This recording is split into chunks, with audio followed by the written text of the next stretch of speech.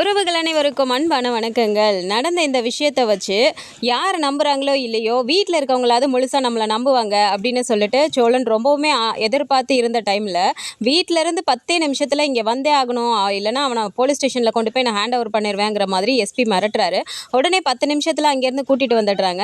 அந்த பொண்ணு என்ன தான் கேட்டாலும் அது வாயே திறக்காமல் இருக்கும்போது சோழனுக்கே ரொம்ப கஷ்டமாக போயிடுது. சோழனையும் மாடியில் கூட்டிகிட்டு போய் ஒரு இடத்துல தனியாக உட்கார வச்சிடுறாரு ஒரு கான்ஸ்டபிள்.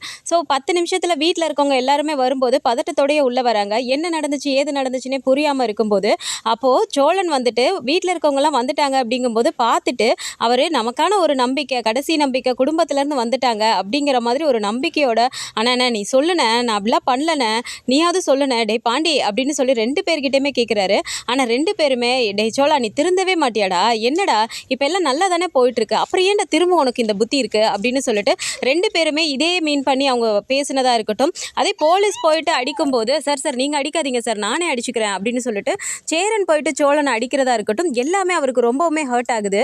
அப்போ நிலா பார்க்குறாங்க என்ன நடந்துச்சு அப்படின்னு சொல்லிட்டு யோசிக்கும் போது இப்போது சோழன் வந்துட்டு சொல்கிறாரு, நான் இதில் எதுவுமே பண்ணலைங்க, இந்த பொண்ணு யாருன்னு எனக்கு தெரியாது, சவாரிக்கு தான் வந்தாங்க அப்படின்னு எல்லாமே எடுத்து சொன்னாலும் அதை அவருமே புரிஞ்சுக்க மாட்டேங்கிறாரு எஸ்பியுமே. உடனே நிலா வந்துட்டு சார் நான் சோழன் கிட்ட ஒரு 2 நிமிஷம் பேசணும் அப்படிங்கிறாங்க. சரி போய் பேசிட்டு வாங்க அப்படிங்கும்போது வெளியில் கூட்டிகிட்டு போயிட்டு கேட்குறாங்க என்ன தான் நடந்துச்சு சோழன் அப்படிங்கிறாங்க. எங்கள் ஓனர் கூப்பிட்டாருன்னு சொல்லிட்டு நான் கிளம்பி போனேன்ல, அப்போ வந்துட்டு பெருமாள் கோயில் வரைக்கும் ட்ராப் பண்ண தான் சொன்னாங்க. அப்போ இந்த பொண்ணோட லவ்வர் அப்புறம் கூட ஒரு 3 ஃப்ரெண்ட்ஸ் வந்துட்டு இந்த மாதிரி வீட்டுக்கு தெரியாமல் கல்யாணம் பண்ண போகிறோன்னு சொல்லிட்டு தாங்க கூட்டிகிட்டு போனாங்க. கடைசி டைமில் இவங்க எல்லாருமே பொண்ணு வீட்டுக்காரங்களை பார்த்தோன்னே அந்த பையன் அப்படியே எகிரி குதிச்சு ஓடிட்டாங்க. அவன் அந்த மாலையெல்லாம் என் கையில் போட்டுட்டு போனனால என்னை பார்த்துட்டு இவங்க தப்பாக புரிஞ்சுட்டு இங்கே கூட்டிகிட்டு வந்துட்டு இப்படி தேவையில்லாமல் என்னை அடிச்சிட்டு இருக்காங்க, சத்தியமாக நான் எதுவுமே பண்ணலைலா அப்படின்னு சொல்கிறாரு. சரி உள்ளே வாங்க அப்படின்னு சொல்லி கூட்டிகிட்டு வந்துட்டு சார் இங்கே பாருங்கள் சார், நான் இப்போவுமே சொல்கிறேன் என் ஹஸ்பண்ட் அந்த மாதிரி பண்ணியிருக்க மாட்டார் அப்படிங்கிறாங்க. என்னம்மா 2 பேரும் சேர்ந்துட்டு நீங்கள் இந்த மாதிரி பண்ணுறீங்களா, இதே ஒரு தொழிலாக வச்சு பண்ணிட்டுருக்கீங்களா அப்படிங்கிறாங்க.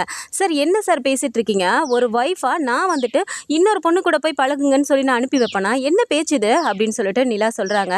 அப்போ கூடவே ஒரு கான்ஸ்டபிள் வந்துட்டு சார் இவனோட எல்லாத்தையுமே ஹிஸ்ட்ரி எல்லாமே செக் பண்ணிட்டேன் சார், இவனுக்கு ஏதாவது கேஸ் இருக்கா என்னன்னு சொல்லிட்டு, போன வாரம் கூட இவன் அந்த மாதிரி பணத்தை திருடிட்டு அவன் ஜெயிலுக்கு வந்திருக்கான் சார், ஆனால் கொஞ்ச நேரத்திலே கம்ப்ளைண்ட் கொடுத்தவரே வந்து வாபஸும் வாங்கியிருக்காரு.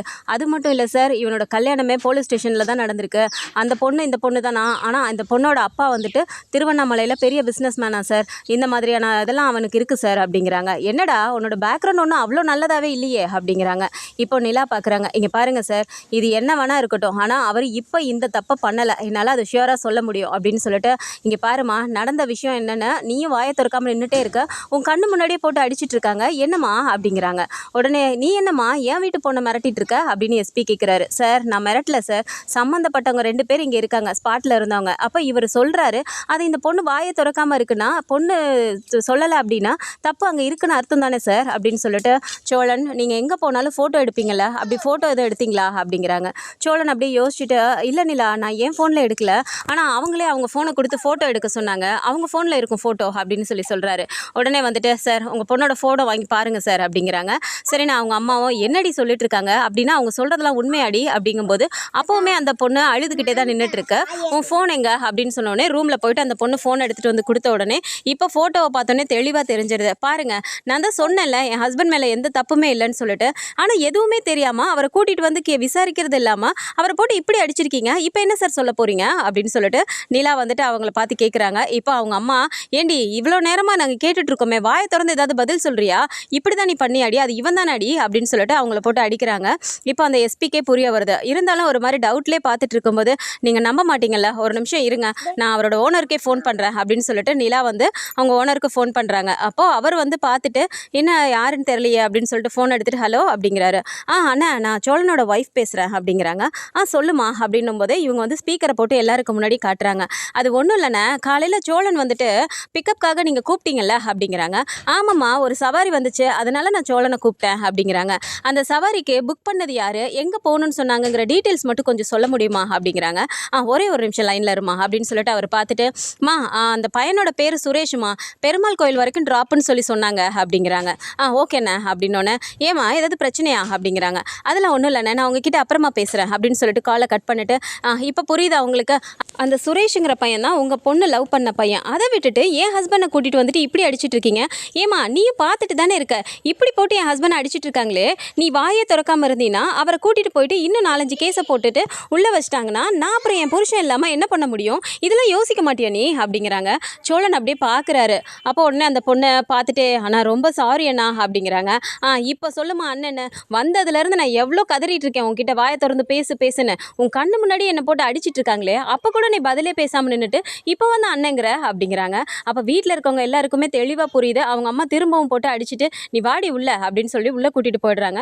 இப்போ எஸ்பிக்கே முகமே ஒரு மாதிரி ஆயிடுது. தப்புதாம்மா, ஏதோ யோசிக்காமல் நான் பண்ணிட்டேன், சாரி, நீங்கள் கிளம்புங்க அப்படின்றாங்க. சோழன் பார்த்துட்டு என்ன சார் உண்மை என்னன்னு தெரியாமல் இப்படி போட்டு என்ன அடிச்சிட்டிங்களே சார் அப்படிங்கிறாங்க. சரி விடுப்பா, தப்பு தான், நான் தான் சாரி கேட்குறேன்ல, கிளம்புங்க அப்படிங்கிறாங்க. சரி நீங்கள் இருந்து கிளம்பி வராங்க. இப்போ போயிட்டு காரில் ஏறினதுக்கு அப்புறமா பார்த்தா பாண்டியும் சேரனும் பின்னாடி உட்காந்துட்டு இருக்காங்க. சோழன் கார் ஓட்டிட்டு நிலா கூடவே உட்காந்துட்டு வராங்க. அப்போ நிலாவுக்கு வந்து முகமே ஒரு மாதிரி இருக்கு. பின்னாடி இருந்துட்டு சேரன் பார்க்குறாரு. பார்த்துட்டு ஐயோ ரொம்ப தப்பாக நான் யோசிச்சுட்டேன்டா, சாரிடா சோழா அப்படிங்கிறாங்க. அப்போ சோழன் எதுவுமே பேச மாட்டேங்கிறாரு. பாண்டியுமே பார்த்துட்டு என்னடா திடீர்னு இப்படி ஒரு பிரச்சனைனோடனே நீ எங்கே திரும்ப பழைய மாதிரி பண்ணிட்டியோன்னு ஏதோ ஒரு இதில் தாண்டா அப்படி சொல்லிட்டோம், சாரிடா அப்படிங்கிறாங்க. பதிலே பேச மாட்டேங்கிறாரு. நிலாவுக்கு முகமே ஒரு மாதிரி இருக்கு. அவங்களுமே பதில் பேச மாட்டேங்கிறாங்க. நேராக வீட்டுக்கு வந்துடுறாங்க. வீட்டுக்கு வந்தோடனே பார்த்தா நடேசன் அப்படியே ஒரு மாதிரி பதறி போய் உட்காந்துருக்காரு. என்னடா போலீஸ்லாம் வந்து கூட்டிகிட்டு போனாங்களாம், வீட்டில் இருக்கவங்க எல்லாரையும் வர சொல்லி குடும்பமாக போயிருக்கீங்க, என்னாச்சு, என்ன நடந்துச்சு, இப்போ வழக்கம் போல் ஏதாவது பிரச்சனை இழுத்துட்டு வந்துட்டானா அப்படிங்கிறாங்க. அப்போ அப்படியே சோழனுக்கு கடுப்பாக வருது. ஆமாம், நான் பிரச்சனை இழுத்துட்டு வந்துட்டேன், நீ வந்து என்னை வாதாடி கோர்ட்லேருந்து வெளியே எடுக்கிறியா அப்படின்னு சொல்லி கத்துறாரு. யார் அவன், என்ன பிரச்சனை ஏதுன்னு தெரியாமல் கோர்ட்டுக்கு வரியா வாதாடுறியான்லாம் பேசிகிட்டு இருக்காரு, நான் என்ன வக்கீலா அப்படிங்கிறாங்க. தெரியுதுல, பேசாமல் இரியா அப்படின்னு சொல்லிட்டு கடுப்பில் இவர் உள்ளே போகிறாரு. உள்ளே போயிட்டு வேகமாக அவர் வந்து அப்படியே உட்காரும்போது நிலா பின்னாடியே வராங்க. சேரனும் பாண்டியுமே உள்ளார வந்த உடனே அப்படியே ஒரு மாதிரி உம்முன்னு நின்றுட்டு இருக்காங்க. நடேசன் வேக வேகமாக உள்ளே வராரு. என்னடாச்சு, எல்லாருமே கிளம்பி போனீங்களே, என்ன ஏதுன்னு கேட்டால் இப்படி எல்லாரும் வந்து உம்முன்னு நிற்கிறீங்க, அவன் என்னடா நான் இப்படி கத்திட்டு வரான் அப்படிங்கிறாங்க.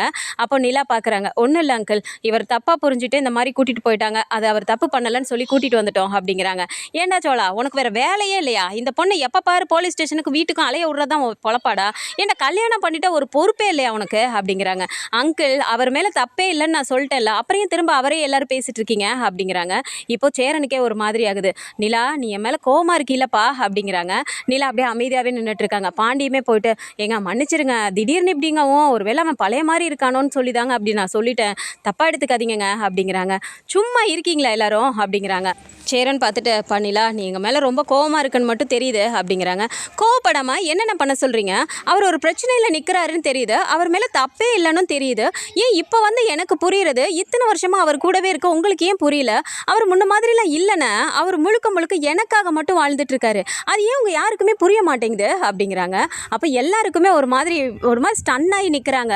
சோழனுக்கு ரொம்பவுமே பெருமையாக இருக்குது. அப்படியே பார்க்குறாரு. நீ விடுநிலா, யார் புரிஞ்சுக்கலன்னா என்ன, நீ என்னை புரிஞ்சுக்கிட்டீல, அது போதும் எனக்கு. அதுவும் இந்த மாதிரி ஒரு சூழ்நிலையில் நீ அங்கே வந்த உடனே சத்தியமாக நான் சொல்கிறேன் நிலா, என் அண்ணனும் தம்பியும் எனக்காக சப்போர்ட் பண்ணுவாங்க, நீ தான் வழக்கம் போல் என்னை புரிஞ்சுக்காமல் திட்டுவியோ கத்துவியோன்னு சொல்லிட்டு நான் சத்தியமாக அந்த பயத்தில் தான் நின்னேன். ஆனால் அப்படியே அண்டர் பல்ட்டி அடித்தாங்க பற்றியா, கூடவே நின்றுட்டு ஏன்டா இப்படி பண்ணேன்னு அவங்க முன்னாடியே கேட்டால் அவங்க என்ன நினைப்பாங்க என்னை பற்றி அப்படிங்கிறாரு. டே சோழா சாரிடா, நான் பேசுனது தப்பு தான்டா, சாரிடா அப்படிங்கிறாரு. தயவு செஞ்சு நீ என்கிட்ட பேசிடாதனே, எனக்கு சரியான கோவம் வருது. ஏன்னா நிலா என் மேலே வச்ச நம்பிக்கை கூட ஏன்னா அவங்க 2 பேருக்கும் வரல அப்படின்னா, உங்களை பொறுத்த வரைக்கும் நான் ரொம்ப பொறுக்கி ஒரு பொறுப்பு இல்லாதவன் ஊதாரி அப்படி இப்படி தானே என்னை பற்றி நீங்கள் நினச்சிருக்கீங்க அப்படிங்கிறாங்க. இப்போ நிலா சொல்கிறாங்க, இன்னி சோழன் நான் ஒரு நிமிஷம் பேசலாமா அப்படிங்கிறாங்க. நீ சொல்லு நிலா, நீ சொல்லி நான் என்ன கேட்காம இருக்க போகிறேன் அப்படிங்கிறாங்க. அப்படி இல்லை, நான் உங்களை புரிஞ்சுக்கிட்டேன் அப்படின்னா எனக்கு நீங்கள் புரிய வச்சுட்டீங்க, நான் புரிஞ்சுக்கிட்டேன். ஆனால் வீட்டில் இருக்கவங்களுக்கு இது நாள் வரைக்கும் நீங்கள் அப்படி தானே இருந்தீங்க, நம்ம வெளியில் போயிருந்தப்போ நம்ம என்னெல்லாம் பேசிக்கிட்டோம் அப்படிங்கிறது இவங்களுக்கு தெரியறதுக்கு வாய்ப்பு இல்லை. ஸோ நீங்கள் என்கிட்ட சொல்லியிருக்கீங்க, நான் முன்னாடி மாதிரி இருக்க மாட்டேன், நான் பழைய மாதிரி இல்லாமல் உனக்காக இனிமேல் ஒன்று நான் என்னை மாற்றிக்கிறேன், நீ என் கூட இருந்தால் போதும், நீங்கள் என்கிட்ட சொன்னீங்க, எனக்கு புரிஞ்சுது, சரி நீங்கள் தப்பு பண்ணியிருக்க மாட்டீங்கன்னு எனக்கு தோணுச்சு, அதனால தான் நான் உங்கள் மேலே இருக்க நம்பிக்கையில் கூப்பிட்டு கேட்டேன். ஆனால் இவங்களுக்கு அதெல்லாம் தெரியறதுக்கு வாய்ப்பு இல்லைல்ல. இப்போ வரைக்குமே வீட்டில் இருக்கவங்களுக்கு நம்ம 2 பேருக்குள்ளார எந்த அண்டர்ஸ்டாண்டிங்குமே இல்லை, நம்ம 2 பேர் பழைய மாதிரி தான் இருக்கோம் அப்படிங்கிற மாதிரியும் தாண்டி நீங்கள் இன்னும் மாறவே இல்லை, பழைய மாதிரி தான் இருக்கீங்கிற மாதிரி அது அவங்க ஆள் மனசில் பதிஞ்சிருச்சு. அப்படி இருக்கும்போது அவங்கள தப்பு சொல்லி ஒன்றும் இல்லை சோழன் அப்படிங்கிறாங்க. அப்படின்னா இவங்க கிட்ட வந்துட்டு நான் திருந்திட்டேன்னு ஒவ்வொருத்தர்கிட்டயே போய் சொல்றியா நிலா அப்படிங்கிறாங்க. அப்படி இல்லை சோழன், இப்போ கூட கோவத்தில் தான் நீங்கள் பேசிகிட்டு இருக்கீங்க, ஒரு நிமிஷம் இருங்க நான் சொல்கிறேன் அப்படின்னு சொல்லிட்டு இங்கே பாருங்கண்ணே, இனிமே வந்துட்டு யாரும் தயவு செஞ்சு சோழனை வந்துட்டு பழைய மாதிரி ஒரு எண்ணத்தோடைய அந்த கண்ணோட்டத்திலேயே பார்க்காதீங்க. சோழன் அந்த மாதிரி இல்லை அப்படிங்கிறாங்க. பா நிலா எனக்கு புரியுதுப்பா, இருந்தாலும் திரும்ப ஒரு பொண்ணும் பிரச்சனை அப்படின்னோடனே நீ ஏதாவது தப்பாக நினச்சிருவியோ, இவன் வேணும்னே திரும்பவும் அதே மாதிரி தப்பாக பண்ணிட்டானோன்ற ஒரு ஒரு பயத்தில் தான்ப்பா அப்படி சொல்லிட்டோம் அப்படிங்கிறாங்க. சரிண்ணே, என்ன பயமாக வேணா இருந்துட்டு போட்டோம், நிஜமாக அங்கே என்ன நடந்துச்சுங்கிறத நீங்கள் விசாரிச்சுட்டு அதுக்கப்புறம் தானே சோழன் தப்பு பண்ணாரா இல்லையாங்கிறத நீங்கள் அங்கே பேசியிருக்கணும். சோழன் சொல்ல அப்போ தான் ஆரம்பிக்கிறாரு. உங்கள் 2 பேரையும் நம்பி என்கிட்ட கூட கேட்காம உங்கள் 2 பேர்கிட்டையும் தான் கேட்குறாரு. அப்படி இருக்கும்போது எடுத்த எடுப்புல நீங்கள் 2 பேருமே ஏன்டா இப்படி பண்ணன்னு தானே கேட்டீங்க, என்ன நடந்துச்சுன்னு நீங்கள் கேட்டிங்களா அப்படிங்கிறாங்க. தப்பு தான் பண்ணிலா அப்படிங்கிறாங்க. இனி இப்போ தப்புன்னு என்கிட்ட சொல்லி என்னென்ன ஆகுறது, அவர் உங்களை நம்பி கேட்குறாரு 2 பேரையும். அப்போ நீங்கள் எடுத்தோன்னே இப்படி சொன்னீங்கன்னா அவர் எந்த அளவு ஹர்ட் ஆயிருப்பாரு. இந்த இடத்துல அவர் தப்பே பண்ணலைங்கிறது எனக்கு புரியுது, ஏன் உங்களுக்கு புரியல அப்படிங்கிறாங்க. அதான்ப்பா அதான் சொன்னனே அப்படிங்கிறாங்க. சரி விடுங்கண்ணே, இனிமே தயவு செஞ்சு யாரும் அவர் தப்பான கண்ணோட்டத்திலேயோ அவர் பழைய மாதிரி இருக்காருங்கிற மாதிரியும் தயவு செஞ்சு நினைக்காதீங்க. அவர் என்கிட்ட எல்லாமே சொல்லிட்டாரு, நான் அவரை நல்லா புரிஞ்சுக்கிட்டேன் அப்படிங்கிறாங்க. அப்போ நடேசன் பார்க்குறாரு. சூப்பர்மா, இனிமேல் நாங்கள் புரிஞ்சுக்கிட்டா அவனை என்ன, புரிஞ்சுக்கலன்னா என்ன, நீ புரிஞ்சுக்கிட்டில்ல, புரிஞ்சுக்க வேண்டிய ஒரே ஆள் நீ தான். அவனை பற்றி நீ புரிஞ்சுக்கிட்ட, அவனுக்காக நீ நிற்கிற, உனக்காக அவன் நிற்கிறான், நீங்கள் 2 பேரும் இப்படி இருக்கீங்கன்னா எங்களுக்கு அதை விட வேறு என்னம்மா சந்தோஷம் வேண்டி கிடக்கு அப்படிங்கிறாங்க. சந்தோஷப்படுறதெல்லாம் வாஸ்தவம் தான் அங்கிள், ஆனால் எந்த சூழ்நிலையில் எப்படி பேசணுன்ற ஒரு விஷயம் இருக்குல்ல. ஒரு 3வது மனுஷங்க முன்னாடி நம்ம குடும்பத்தாளுங்க இருக்காங்க அப்படிங்கும்போது நம்ம தானே அங்கிள் நம்ம போய் பேசி என்ன நடந்திருக்குங்கிறத ஃபஸ்ட்டு விசாரிக்கணும். தப்பே பண்ணியிருந்தாலும் கொஞ்சமாவது விட்டு கொடுக்காம பேச பழகணும்ல. அவர் என்ன அப்படி பெரிய தப்பு பண்ணிட்டாரு, எப்பவும் போல் போயிட்டு ட்ராப் பண்ண போயிட்டு ஏதோ ஒரு இடத்துல நின்று மாட்டிக்கிட்டாரு. அதுக்காக எடுத்த எடுப்புலேயே வந்து நீ பழைய மாதிரியே தான் இருக்கா, நீ திருந்த மாட்டியாடா அப்படி இப்படிலாம் பேசினா யாருக்காக இருந்தாலும் ஹர்ட் ஆகும் தானே அப்படிங்கிறாங்க. அப்போ சோழன் அப்படியே ஒரு மாதிரியே உட்காந்துட்டே இருக்காரு. நீங்கள் விடுங்க சோழன், அதெல்லாம் ஒன்றும் நினைக்காதீங்க, இனிமேல் அண்ணனும் பாண்டியும் அந்த மாதிரிலாம் வீட்டில் இருக்கவங்க யாரும் நினைக்க மாட்டாங்க அப்படிங்கிறாங்க. நீ விடுநிலா, எனக்கு அப்படியே ஒரு மாதிரி இருக்கு அப்படிங்கிறாங்க. சோழன், நான் தான் சொல்கிறேன்ல இங்கே வாங்க அப்படின்னு சொல்லிட்டு இப்போ தனியாக கூட்டிகிட்டு போயிட்டு முதல்ல தண்ணியை குடிங்க அப்படிங்கிறாங்க. சரின்னு சொல்லிட்டு சோழன் தண்ணியை குடிச்சிட்டு, சத்தியமா நிலா, நீ இந்த இடத்துல எனக்காக நீ நிற்பன்னு நான் கொஞ்சம் கூட எதிர்பார்க்கல அப்படிங்கிறாங்க. பின்ன நான் நிற்காமா உங்களுக்காக வேற யார் வந்து நிற்பாங்க அப்படிங்கிறாங்க. இல்லை, நீ அந்த பொண்ணுக்கிட்ட சொன்னில்ல, நீ பாட்டுக்கு இப்படி பார்த்துட்டு அமைதியாக நிற்கிறியே, என் புருஷனை வந்துட்டு அந்த மாதிரி லாக்அப்பில் வச்சிட்டாங்கன்னா நான் என்ன பண்ணுவேன், என் புருஷன் இல்லாமல் நீ சொன்னில்ல, எனக்கு அந்த ஒரு வார்த்தையே போதும் நிலா அப்படிங்கிறாங்க. பின்ன நான் உண்மையை தானே சொன்னேன், எந்த இதாக இருந்தாலும் நீங்கள் என் கூட நிற்கணும் சோழன், நான் உங்கள் கூட இருக்கேன் அப்படிங்கும்போது நீங்கள் இல்லாமல் நான் என்ன பண்ணுவேன் அப்படிங்கிறாங்க. அப்போ அப்படியே சிரிச்சுட்டு லைட்டாக சிரிக்க ஆரம்பிக்கிறாரு. இப்படி சிரிச்சுட்டே இருங்க, தேவையில்லாமல் எதையாவது யோசிச்சுட்டு தேவையில்லாமல் ஏதாவது புலம்பிட்டு இருக்காதீங்க. வீட்டில் இருக்கவங்க ஏதாவது பேசுனாங்கன்னா, யார் பேசுனா, உங்கள் அண்ணன் உங்கள் தம்பி தானே, நான் தான் சொல்லிட்டேன்ல, புரிஞ்சுக்குவாங்க. இனிமேல் போயிட்டு அவங்கக்கிட்ட பேசுனாங்கன்னா மூஞ்சி தூக்கிட்டு இருக்குது, கோவத்தில் இருக்குது, இந்த மாதிரிலாம் பண்ணக்கூடாது. ஏற்கனவே அண்ணனே இவ்வளோ ஹர்ட்டில் இருக்காங்க, இந்த டைமில் இது ஒரு புது பிரச்சனை அப்படிங்கும்போது உங்களுக்காக அவங்க கிளம்பி வந்திருக்காங்கல்ல, அதுவே பெரிய விஷயம் தானே, அதுக்காக அவங்க பண்ண தப்பையே சொல்லி சொல்லி குத்தி காட்டிட்டு இருக்கக்கூடாது, புரியுதா அப்படிங்கிறாங்க. சரி நிலா அப்படிங்கிறாங்க. போங்க போய் அவங்க 2 பேர்கிட்டையும் பேசுங்க அப்படிங்கிறாங்க. சரின்னு சோழன் அப்படியே வராரு. அப்போது சேரனும் பாண்டியனுமே அப்படியே ஒரு மாதிரி நின்றுட்டு, டேய் சோழா சாரிடா அப்படிங்கிறாங்க.